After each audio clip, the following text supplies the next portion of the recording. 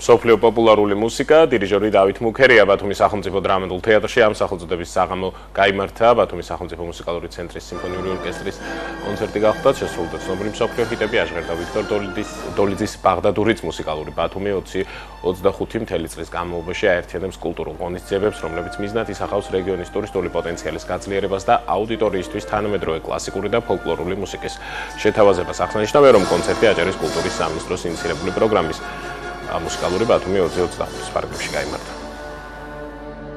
მე ვფიქრობ, რომ ესეთი კონცერტი და ესეთი რეპერტუარი არა მარტო ბათუმში, არამედ ყველა ქალაქში უნდა ჩატარდეს, იმიტომ რომ მაყურებელსაც ეტყობოდა თუ როგორ იყო მიმღებლობა თვითონ ამ მუსიკის მიმართ.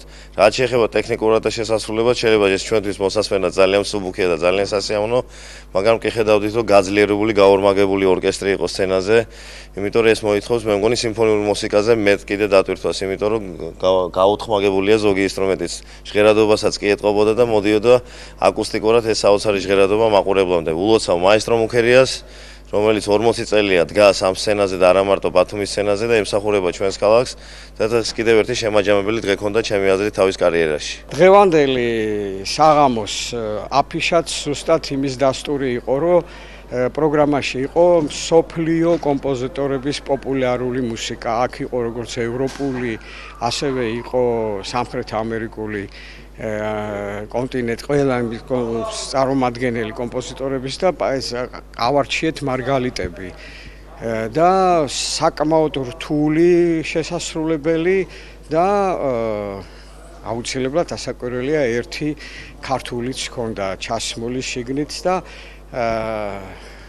განსხვავებული იცით რა არის ეს პროგრამა ესეთი როგორც არის წელიწადში 1-2 სიმფონიური ორკესტრი აუცილებლად ყველგან ამას აკეთებს.